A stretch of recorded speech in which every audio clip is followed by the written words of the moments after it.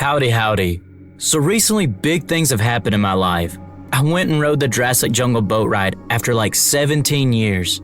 I crammed myself back into the boat that traumatized me many years ago, all to ask that simple question: was it genuinely terrifying? Long story short, not really. Now to start things off, I was insanely nervous to hop back on this thing. I knew what to expect. I've watched basically every single YouTube video on this ride, but I never got the chance to experience the modern version of it. But on May 18th, 2026, I finally got to. So here I am waiting in line with my friends. They both know the lore and why this is important to me. But yeah, we get on, and I'm on the left side of the boat. There's no turning back, the boat is in motion, and it was on from there.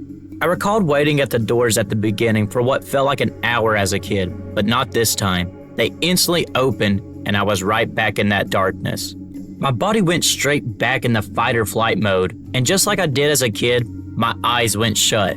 I looked up at the Brachiosaurus from the beginning and couldn't deal with it, to be honest. And man, this thing is massive.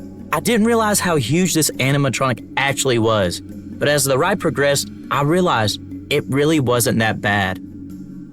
That was until this guy popped up. Yeah, probably the jankiest guy out of everyone on this ride. And he was right in my face. I completely forgot about him, and he actually made me jump. Yeah, this one, I think he's the one that sits stationary all the time.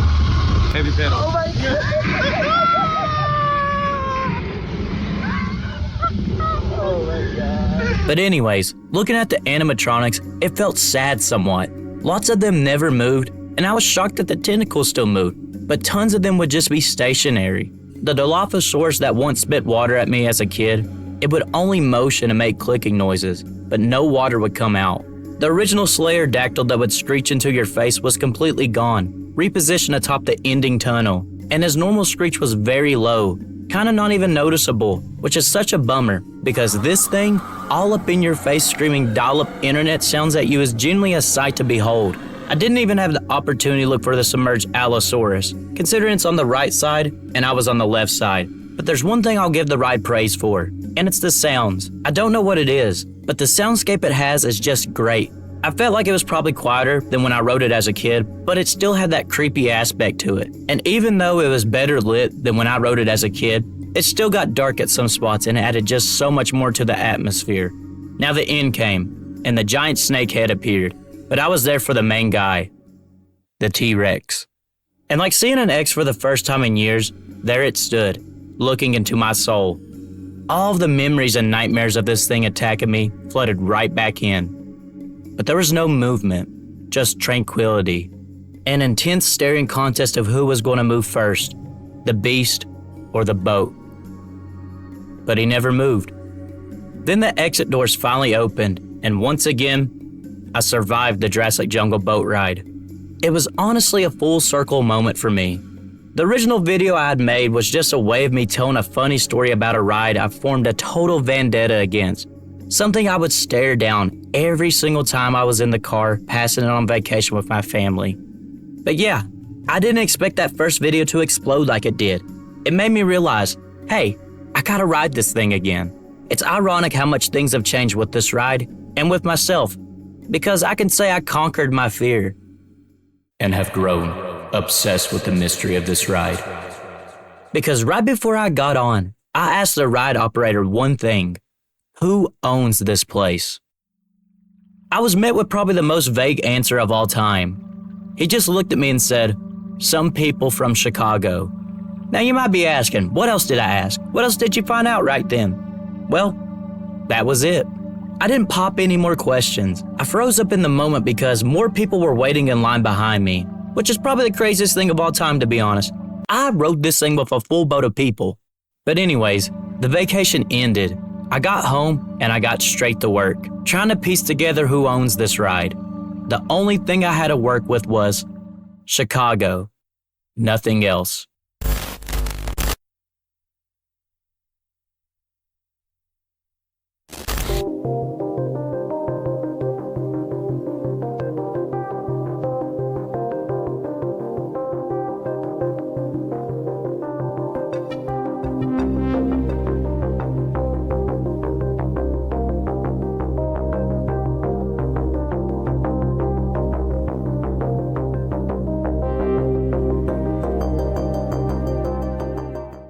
Now, quick heads up before we go down this rabbit hole. Everything I'm about to show you is based on real, verifiable public records. I'm talking deeds, tax filings, and federal trademarks. But while the data is completely real, the way I'm connecting those dots is my own interpretation. I'm not presenting this as an absolute confirmed history, just a story I found hidden within the paperwork. I loaded up the local property databases, pulled the deeds for that massive concrete box on the parkway, and stared at a corporate name that felt completely hollow. Chardonnay Corporation. And then another name. Museums International Incorporation. A place addressed out of Des Plaines, Illinois, right in the backyard of Chicago, just like the ride operator said. I started tracking the paper trail, expecting to find some nameless, faceless, modern investment firm. But the deeper I dug into the corporate web, the further back the timeline stretched. The documents didn't lead me to a board of directors sitting in a glass Chicago skyscraper. They led me to a man, an Ivy League engineer, and a secret life of entertainment. Our story doesn't start in the neon lights of Tennessee, nor in the corporate towers of Chicago. It begins further south, down in the swamps of Louisiana. March 23, 1925. Wesley A. Estabrook is born into America on the ropes. He grows up as America fractures under the weight of the Great Depression, only to watch the globe plunge into a Second World War, seeing the true nature of the world and learning from it. The chaos of the era doesn't stop him. Wesley emerges from the wreckage of the 1940s with an Ivy League pedigree, graduating from Yale University in 1947 with a bachelor's degree in engineering. And then, for more than 2 decades, the trail goes completely cold. I looked and looked but found no traces of him. He vanishes into the post-world industrial boom, leaving no footprints as he quietly sharpens his technical mind in the shadows. But public records drop a massive anchor point in 1958. Wesley resurfaces in New York. He isn't just a traveling engineer anymore. He is planting deep, permanent roots in the state that served as the absolute epicenter of the American music, recording, and theater worlds. This New York era changes everything, because I discovered an internet archive page that led me somewhere. The corporate trail explodes back to life in the pages of Billboard magazine on November 7, 1970.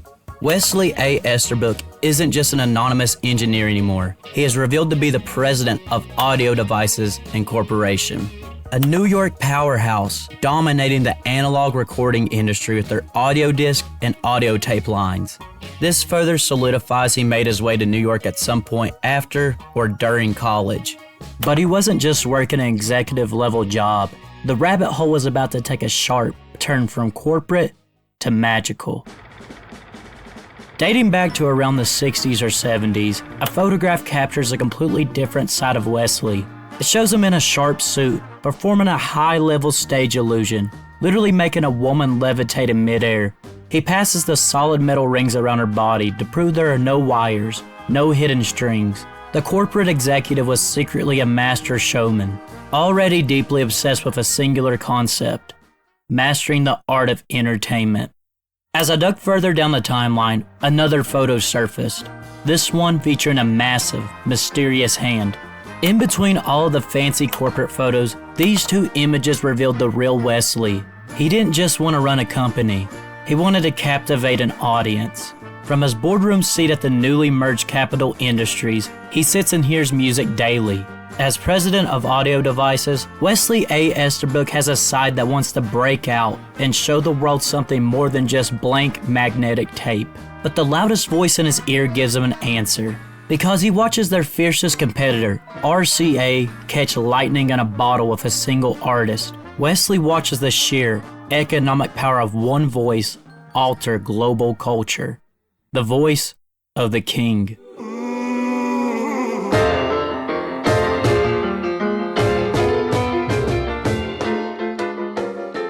Wesley decides it's time to take the ultimate leap, pivoting from manufacturing the music media to owning something more. Somewhere between 1982 and 1983, our story takes a turn to a new realm: Maple Leaf Village.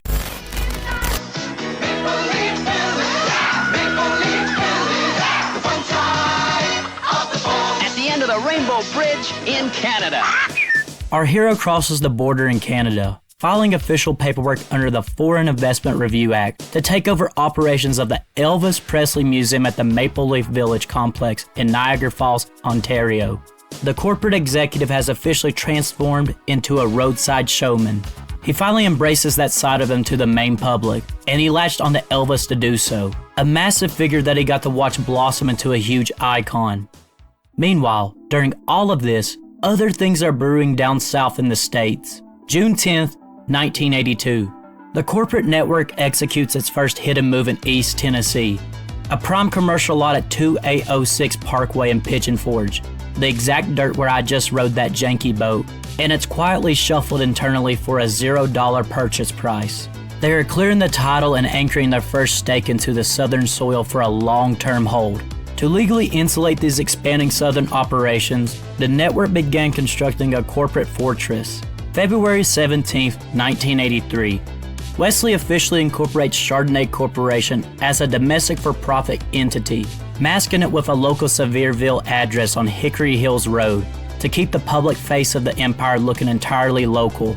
Exactly 24 hours later, on February 18th, Estabrook transfers that 2806 Parkway lot into their brand new shell company, another $0 price tag, dropping an airtight shield over the dirt. 1985. Chardonnay finally pours concrete on the Pigeon Forge lot. They erect a small, 3,000 square foot structure with 30 plumbing fixtures. When you look at the local tax property database, you find that inspectors graded the construction quality of this build as below average, marking the humble, gritty motel origins of what would eventually become a dinosaur kingdom. March 20th, 1987. The Empire targets the heavily trafficked Gatlinburg Strip, acquiring a massive 12,006 square foot storefront at 653 Parkway through another eternal $0 transfer under a completely new shell company, Tau Enterprises Incorporation. They established the W.A. Estabrook Gift Warehouse. Running this high-volume souvenir shop gives them master-level data on tourist spending habits, maximum profit margins, and an unyielding stream of upfront retail cash flow. December 2nd, 1988. With their location secured and retail profits completely overflowing, the parent company is born. Museums International is officially incorporated in Illinois, operating out of a quiet brick building on Elk Boulevard in the Chicago suburbs of Des Plaines. There it is, the Chicago connection. The mothership was built, ready to funnel national cash. For the longest time I sat on this name. Why Museums International? And then it finally clicked. That's how this whole thing started, way back with the Elvis Museum. 1989. Armed with the massive financial success of the Gatlinburg Gift Warehouse, the family attempts a rapid, aggressive nationwide retail expansion. In the span of a single year, they open official corporate branches across 6 different states: Tennessee, Indiana, Ohio, Wisconsin, New York, Louisiana. Now, they weren't expanding into more attractions. I tried to figure it out. I went through trademark files from the company, but there was nothing besides one single name: Affair. They aren't pouring concrete for heavy theme park rides in these states. They're using these foreign branches to legally sign commercial leases for an upscale retail concept called Affair. They drop low overhead, high margin jewelry and accessory kiosks directly in America's absolute busiest shopping malls, right at the absolute peak of the 1980s retail boom. Then, in late 1989, while harvesting mall cash across the country, they don't lose sight of their premium tourist dirt back home. They remodel the inside of their Gatlinburg building and retrofit a massive subway simulator inside, keeping the highly profitable gift warehouse running up front to catch every single bit of foot traction off the sidewalk. They call it Earthquake the Ride. Yes, that's right. The theory from the original video is true. They do in fact own Earthquake the Ride. But the Empire in Tennessee doesn't end with 2 attractions. Because on June 22nd, 1992, to maximize every single square inch of that 12,000 square foot building in Gatlinburg, they file a federal trademark for Treasure Quest Mini Golf. They split the building into 3 distinct independent revenue streams, utilizing a 3-slice layout, a blacklight mini golf course on the right, the original gift warehouse in the middle, and Earthquake the Ride on the left. A building that I've passed many times walking down the strip, just waiting for me to discover its history. On August 13, 1997, they launched International Studios, an internal in-house corporate design firm. Wesley steps away from the corporate boardrooms and right into a cluttered warehouse workshop. It's here that colored photograph of the hand from earlier starts to make sense. The engineer had returned to his roots, using his Yale degree and his entertainment background to build something himself. Hey guys, hope you're enjoying the video so far. It's getting pretty crazy out there. I mean, we got a Yale engineer turned president, turned showman. Elvis is even involved in all this. Some crazy stuff. But boy oh boy, do I have news for y'all. So I've completely finished recording the script and I'm currently mid-edit on this video. But I've found even more stuff. And man, this timeline has exploded. The rabbit hole isn't even a hole anymore, it's a sinkhole. Because while gathering pictures for the trademark information, I discovered this. International Studios help with another attraction, Hauntings, a little ghost theater experience where you encounter the supernatural. Yeah, we have another attraction on the board. So the timeline has shifted once again, and the gaps are starting to fill in. But get this, we get another attraction. That's right, one more. World of Illusions, a museum showcasing some of the world's greatest illusions, kinda like Ripley's. Once again, 2 more attractions in Gatlinburg. And honestly, it makes so much sense. The magical photo of Wesley suddenly has even more light shed on it. And guess what's at World of Illusions? An Elvis illusion, and even a dinosaur head. Now you see this head? Well, look at this. Yeah, that same dinosaur is in the Jurassic Jungle Boat Ride. Then there's this gorilla, and guess where it ends up? Treasure Quest Mini Golf. I've sat here and racked my brain over and over again. I had evidence connecting International Studios and Hauntings through trademark records, but for World of Illusions, all I had were reused props. I needed something concrete. Earlier I found a brochure for Hauntings, so naturally I started tracing it because there had to be more. And then bam, the World of Illusions brochure. But not only do I have proof that it existed, I found something absolutely insane. Group rate information. Call Wes Esterbrook, our main man. This brochure tells us a lot about when this place opened. The biggest eye-opener is the Star Wars gotcha grab. Star Wars came out in 1977, and Wesley was clearly jumping on that craze to advertise the attraction. But there's another huge clue. Right in the centerfold we see our title. Below it, however, we see Old Chicago, Illinois. Now, I'm no veteran in the theme park community, but Old Chicago was another theme park. An indoor one, actually. So Wesley was apparently double dipping his World of Illusions concept. One location in Tennessee and another in Illinois. The best part is that we can narrow down when this brochure was made. Star Wars released in 1977 and Old Chicago closed in 1980. Bam. That means World of Illusions was operating somewhere within that window. Now, let's look at Hauntings. This one gets a little tricky. I assume it's from roughly the same era, but the blog where I found it claims it's from 1986. And honestly, I'm not fully convinced. First off, look at these 2 brochures. They're strikingly similar, especially the map layout. The Hauntings flyer proudly directs towards the Shoney's Big Boy, right down the street. But in April 1984, following a major corporate split, Shoney's permanently severed ties with the Big Boy franchise, removing the name and character from every location. So that doesn't quite add up. So my best guess is that Hauntings may have originated around that same 1977 to 1980 time frame, the one we established for World of Illusions. Now, is that 100% guaranteed? No. But based on everything I've found so far, it's the strongest theory I can come up with. Anyways, I apologize for the interruption. Back to the video. My favorite part is coming up. Now things start to turn and move in an odd direction. The mall landscape begins to shift as out-of-state mall leases start to compete with the raw, unburdened profit margins of their fully owned Tennessee properties. Wesley Esterbrook decides to pull his chips completely off the national board. On Christmas Eve 1997, they shut down their New York footprint, systematically dismantling the national kiosk empire to relocate their wealth into something permanent. But as time went on, all of the locations he expanded to would collapse, withdrawn, terminated, or dead. everything went up into smoke. And where do you take your empire of smoke? Well, the Great Smoky Mountains. Back to where it all started.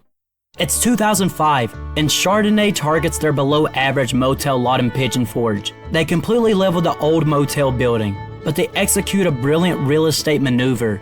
They leave the structure active on the local tax rolls to completely avoid heavy demolition assessments. In its place, they spend $1.6 million of their retail chest to construct a massive 18,100 square foot concrete box. They legally classify the building as an unfinished, unheated, unair-conditioned warehouse. They throw some custom-built warehouse, scare factory, and other animatronics inside, style the exterior, and open the doors to the Jurassic Jungle Boat Ride. The very ride that traumatized me as a kid. The very ride whose animatronics sit silent, janky, and stationary today, frozen in a permanent staring contest with the boats passing through the dark. October 5th, 2011. The mastermind's journey comes to an end. Company founder Wesley A. Estabrook passes away. And looking back, it's ironic. The man whose creation slowly scarred me during my childhood was actually a brilliant creator who built a multi-million-dollar legacy. He leaves behind a massive, Smoky Mountain real estate empire operating on completely paid-off land assets, quietly transferring the keys down to the family's next generation. And the trail went cold for the longest time for me. Until I checked out the trademark website and saw this. 2 filings for different trademarks. The Extreme Obstacle Racetrack and the Great Obstacle Racetrack. But these filings will be dead. There's no existence of these attractions. Nothing. I thought it was over, but like a light at the end of the tunnel, there was one more trademark. And my eyes couldn't believe what it said. Active 2026. The empire is fully alive right now, under active management. Museum International has filed a live federal trademark for a project called Dragon X and secured city construction and water permits to build a massive new indoor miniature golf complex on 2898 Parkway in Pigeon Forge. I went straight to the internet to find photos, and you best believe it, I found construction photos. There will be another piece of Museum International in Tennessee, right here in the Smoky Mountains. But that's the story so far, and it's still going. There are so many questions here that still need to be answered. Why the Jurassic Jungle Boat Ride? What was the inspiration? Why did a Yale graduate with a bachelor's in engineering allow animatronics of a quality that varied from terrifying to losing function? Was he the one who helped engineer that 45-degree tilt at the end of the ride? Why did it stop tilting? And I think I finally got an answer to one question that has boiled on my mind, and probably many of yours this entire time. Why did my dad lie to me? Why did he put me on this ride?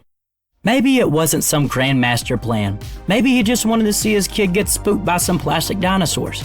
But looking back now, I like to think he did it so that one day I'd get the chance to stand here and share not only my story, but Wesley's too. History is deep. So much of it goes undocumented. The Jurassic Jungle Boat Ride always was a piece that felt just untouchable. A mountain I could never conquer. But I think I have found some beautiful answers. The most compelling one is Wesley A. Estabrook, a name that holds tremendous value to me. Learning all about his story was one of the most fun moments I've had doing YouTube so far. The little moments that led up to this massive story. Wesley's story is something forged for movies. I don't know Wesley, and I will never know the man, but I wanted y'all to hear his story. The man responsible for the Jurassic Jungle Boat Ride. Looking back, it's been a long journey, longer than my 17-year-old hateful relationship with a roadside attraction, and it's been a crazy journey. To think, I started my research on themeparkreview.com, only to now find myself hunting through official government websites, tax papers, and even old Google Books archives. It's been absolutely insane. I really want to thank everyone who blew up the first video. It was honestly one of the most incredible feelings ever. I was hesitant to make a part 2 on this video. I didn't want to make it seem like I was milking the idea, but I finally found a reason to make this video, one I was happy with. I made this video for y'all, not to chase money or views or whatever, because honestly, I could care less if this video does well. The ones who ask for it will show up for it, And I just wanted to make something of the highest quality for you guys. Just a video you could sit back, watch, and truly enjoy. And also, I made this video for this guy. But on a real note, without y'all's support, I would have never made this discovery. I would have never even gone back on the Jurassic Jungle Boat Ride in the first place. So once again, thank you. I hope you enjoyed it, and I hope you learned a lot from this video, because I sure did. As always, thank you for watching. Did you expect this video to get this crazy? What are you dying to know about this bigger mystery we just uncovered? If you have any inside info, let me know down in the comments. And until next time.